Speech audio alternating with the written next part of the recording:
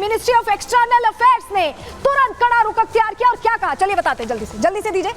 Trudeau की भारत विरोधी मानसिकता से दुनिया वाकिफ है, बिल्कुल क्लियर कर दिया मिनिस्ट्री ऑफ एक्सटर्नल अफेयर्स ने। जयशंकर ने कहा कि ट्रूडो की कैबिनेट में चरमपंथी हैं, अलगाववादी हैं, इस तरह की तो कैबिनेट है।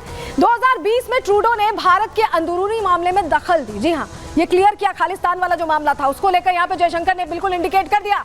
अलगाववादी के समर्थन पर ट्रिकी है ट्रूडो की सरकार, क्योंकि समर्थन की सरकार से चल रहे हैं, उनके पास क्लियर मैंडेट नहीं था, ये भी हम आपको जानकारी दे रहे हैं। राजनीतिक फायदे के लिए भारत विरोधी एजेंडा चलाते हैं, जो उनके सहयोगी है ना, वो इस तरह का फायदा चाहते हैं। ट्रूडो को मजबूरी में ये करना पड़ रहा है, क्योंकि सरकार तो उन्हें चलानी है।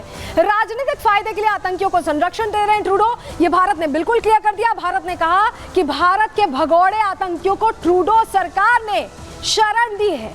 कनाडाई सांसद की विदेश समिति में ट्रूडो की पेशी होनी चाहिए, ये कहा है भारत ने।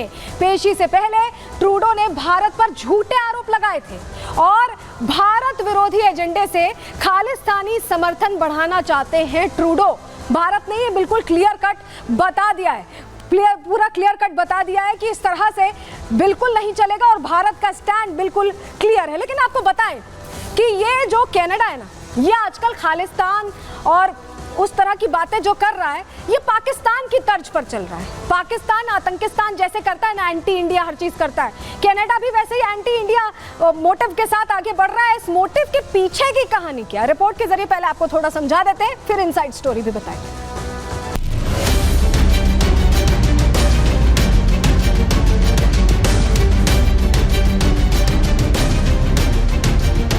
पाकिस्तान की तरह कनाडा भी एंटी इंडिया एक्टिविटी में शामिल है? क्या भारत सरकार पर झूठे आरोप लगाकर चुनाव जीतना चाहते हैं ट्रूडो? क्या जस्टिन ट्रूडो के बयानों के पीछे है कोई बड़ी साजिश? ये सवाल इसलिए उठ रहे हैं क्योंकि ट्रूडो लगातार भारत विरोधी एजेंडे को हवा दे रहे हैं, लगातार झूठे आरोप लगा रहे हैं, लेकिन अब ट्रूडो की बेबुनियाद बयानबाजी उन पर ही भारी पड़ रही है। भारत कनाडा के बीच रिश्तों में खटास कई बार आ चुकी है, लेकिन शायद ऐसा पहली बार है जब मोदी सरकार ने कनाडा के खिलाफ इतना सख्त एक्शन लिया है। क्योंकि कनाडा में ट्रूडो के बयान के बाद पहले तो सरकार ने कनाडा के राजदूत को तलब किया और फिर कड़ा एतराज जताते हुए कनाडा हाई कमीशन और 6 राजदूतों को देश से बर्खास्त कर दिया। इस कड़े एतराज की वजह कनाडा की कच्ची कूटनीति और निज्जर की हत्या को लेकर भारत पर झूठे आरोपों को माना जा रहा है। This is extraordinary. I mean, it really is an incredibly serious diplomatic crisis, and we don't really see this happen much with India and its diplomatic relations, with the exception of the likes of Pakistan. So, I think that we're in uncharted territory here for sure. कनाडाई विपक्ष भी Trudeau सरकार की इस गैर जिम्मेदाराना बयानबाजी पर सवाल उठा रहा है, ट्रूडो को पूरी तरह से विफल बता रहा है। 9 साल उदार सरकार हमारे लोगों को सुरक्षित रखने या राष्ट्रीय सुरक्षा और विदेशी हस्तक्षेप को गंभीरता से लेने में विफल रही है। इस वजह से कनाडा इन गतिविधियों के लिए खेल का मैदान बन गया है। हालांकि ये पहली बार नहीं है कि जब ट्रूडो सरकार ने ऐसे बेबुनियाद आरोप लगाए हों। इससे पहले भी जस्टिन ट्रूडो बिना सबूत के निज्जर की हत्या को लेकर कई आरोप लगा चुके हैं, दावा कर चुके हैं कि भारत ने ही निज्जर को मरवाया है। लेकिन जब भारत ने सबूत मांगा तो कनाडा को मुंह की खानी पड़ी। Bureau report, Republic Bharat. तो देखिए, जवाब तो कनाडा दे नहीं पाया। हमने सवाल पूछा, अगर आप आरोप लगा रहे हैं तो आपको जवाब तो देना होगा, लेकिन जवाब नहीं दे पाए ट्रूडो। उन्होंने कोई ऐसा डॉक्यूमेंट नहीं भेजा जो भारत ने मांगा था कि अगर आप इतने गंभीर आरोप लगा रहे हैं कि हमारा इन्वॉल्वमेंट है तो भाई कम से कम प्रूफ दीजिए। प्रूफ नहीं दे पाए। उसके बाद उनकी ही पुलिस ने, कनाडाई पुलिस ने ही उनकी पोल खोल कर रख दी, क्योंकि पुलिस तो ये मान गई कि भारत का ऐसा कोई इन्वॉल्वमेंट नहीं है। खुद कबूल कर लिया सरेआम प्रेस कॉन्फ्रेंस में और ट्रूडो को झूठा बता दिया। एक बार आपको सुनवा देते हैं कि पुलिस ने कहा क्या है, कैसे पोल खुल गई ट्रूडो के दावों की। सुनिए sir. We just heard today that India is targeting, using the terminology I'll share, the South Asian diaspora. So yes, I mean it is targeting the South Asian community, but what we've seen is there's specific targeting of pro-Khalistan elements in Canada. तो सुना आपने, साफ सवाल यह था कि क्या सिख समुदाय को भारत टारगेट कर रहा है?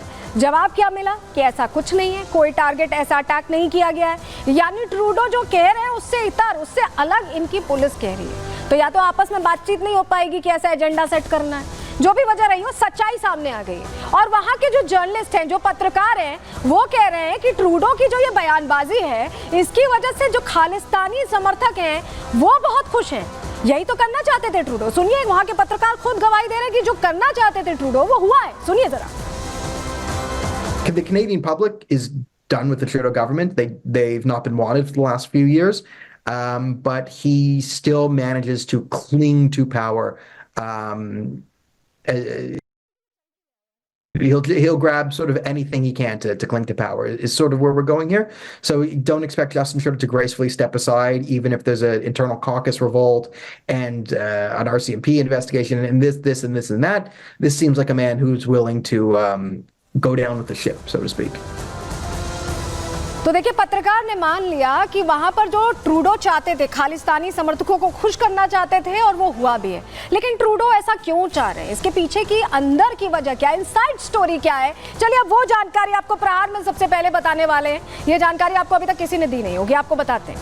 देखिए, कनाडा पे चीन का असर है।